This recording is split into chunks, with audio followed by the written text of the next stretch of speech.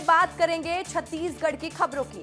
छत्तीसगढ़ में आज ईडी का एक्शन देखने को मिला, तो वहीं कांग्रेस ने विधानसभा के सत्र में हंगामा किया। कई धर्मांतरण को लेकर बवाल हुआ, तो कई स्कूल प्रबंधन की लापरवाही देखी गई। आज छत्तीसगढ़ में बहुत सारी घटनाएं हुई हैं। सभी की जानकारी आपके शहर से ही हमारे रिपोर्टर साथी देने वाले हैं, देख लीजिए। छत्तीसगढ़ में 3200 करोड़ रुपए के शराब घोटाले मामले पे ईडी ने बड़ा एक्शन लिया है। ईडी ने राज्य प्रशासनिक सेवा की निलंबित अधिकारी सौम्या चौरसिया को गिरफ्तार कर लिया है। इसके साथ ही उन्हें कोर्ट में पेश कर दिया गया है।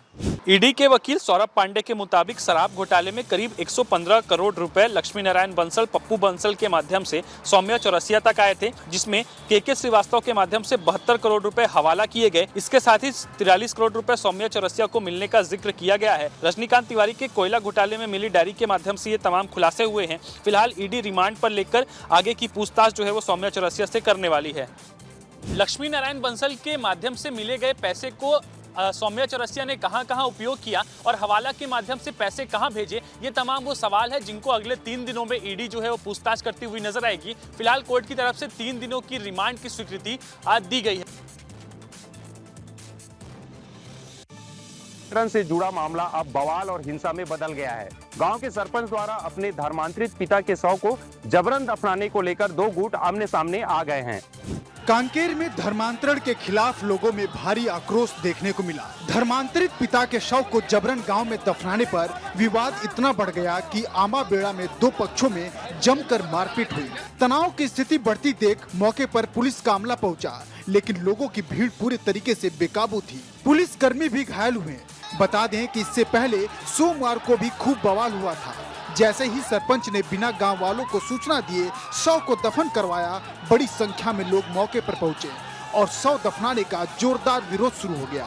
विरोध बढ़ता देख पुलिस और प्रशासन की टीम मौके पर पहुंची, लेकिन बातचीत के दौरान ही माहौल बिगड़ गया। दोनों पक्षों में मारपीट हो गई, जिसमें कुछ पुलिसकर्मी भी घायल हो गए। प्रशासन का कहना है कि कानून व्यवस्था बनाए रखना उनकी प्राथमिकता है। अब देखना ये होगा कि प्रशासन इस संवेदनशील मामले में कब और क्या फैसला लेता है।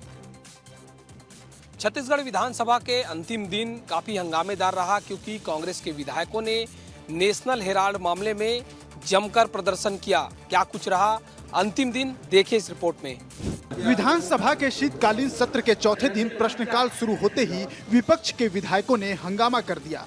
नेशनल हेराल्ड मामले में प्रदर्शन किया। कांग्रेस के भूपेश बघेल, चरण दास महंत सहित तमाम नेता शामिल रहे। हाथों में सत्यमेव जयते की तख्ती लेकर सदन में घुसे। कपड़ों पर सत्यमेव जयते का स्टिकर लगाया। कांग्रेस विधायकों के तख्ती लेकर सदन में पहुंचने पर आसंदी ने नाराजगी जताई। विधानसभा की कार्यवाही 3 बार स्थगित की गई। विधानसभा अध्यक्ष डॉक्टर रमन सिंह बोले, ये संसदीय नहीं, कार्यवाही आगे बढ़ाना संभव नहीं। विधायक अजय चंद्राकर ने कहा, बार बार सदन का उल्लंघन कर रहे हैं। गांधी परिवार के नौकर चाकर लोगों के लिए जगह नहीं है। कांग्रेस के विधायकों ने शुरू से प्रदर्शन करना शुरू कर दिया था, क्योंकि नेशनल हेराल्ड मामले में कांग्रेस ने प्रश्नकाल तक भी चलने नहीं दिया। आज प्रश्नकाल में शिक्षा, स्वास्थ्य और कानून से जुड़े मुद्दे सदन में उठने थे। नेवता भोज या फिर बाल श्रम, खैरागढ़ के डोकरा भाटा स्कूल से सामने आई ये तस्वीर शिक्षा के मंदिर कहे जाने वाले स्कूल की हकीकत बयां कर रही है। जिस समय बच्चों को पढ़ाई करना रहता है, उस समय बच्चों से रसोई का काम करवाया जा रहा था। ये तस्वीरें खैरागढ़ के ढोकरा भाटा स्थित शासकीय प्राथमिक शाला की है, जहां पढ़ाई के समय बच्चों के हाथों में किताबें नहीं बल्कि बर्तन और बेलन नजर आए। कोई बच्चा पुड़िया बनाता दिखा, कोई आटा गूंथता रहा, तो कोई पानी भरने में जुटा रहा। ये दृश्य बाल अधिकारों पर सीधा प्रहार माने जा रहे हैं। जिस उम्र में बच्चों को क ख ग घ सीखना चाहिए, उस उम्र में उनसे रसोई का काम कराया जा रहा है। मामले में जब प्रधान पाठक से संपर्क किया गया, तो उन्होंने खुद को अवकाश पर बताया और पूरे मामले से अनभिज्ञता जाहिर की। अब देखना यह होगा कि इस पर जिम्मेदारों पर कार्रवाई होती है या यूं ही ठंडे बस्ते में इस मामले को डाल दिया जाएगा। जनता का जनता के द्वारा जनता के लिए शासन ही लोकतंत्र है, यही तो कहा था अब्राहम लिंकन ने। जब रायपुर कलेक्ट्रेट की सैकड़ों साल की बिल्डिंग में दरकन आई, तब हमने दिखाया था। तब रायपुर कलेक्टर चिंतित नजर आए थे और उन्होंने कहा था कि प्रयास हम करेंगे, नई बिल्डिंग देंगे। और अब देखिए आखिरकार उसका काम शुरू हो गया है। रायपुर में विस्तार न्यूज की खबर का बहुत बड़ा असर देखने को मिला है। 3 महीने पहले कलेक्ट्रेट परिसर की इंग्लिश अभिलेख कोष्ठ के कक्ष की छत गिर गई थी, जिसे विस्तार न्यूज के शो सीधे मुद्दे की बात में दिखाया गया था। खबर दिखाने के बाद कलेक्ट्रेट की नई बिल्डिंग का निर्माण कार्य शुरू हो गया है।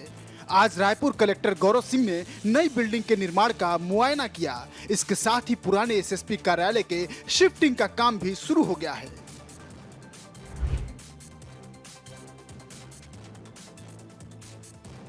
छत्तीसगढ़ में किसानों से धान खरीदा जा रहा है, लेकिन दूसरी तरफ धान माफिया भी सक्रिय हो गए हैं और लगातार धान की तस्करी कर रहे हैं। इस पर प्रशासनिक अधिकारी कार्रवाई कर रहे हैं, लेकिन उसके बावजूद जो माफिया हैं अपने कारनामों को अंजाम दे रहे हैं। अंबिकापुर के कुन्नी इलाके में प्रशासन ने बड़ी कार्रवाई करते हुए गणेश यादव के घर से 150 बोरी धान जब्त किया है।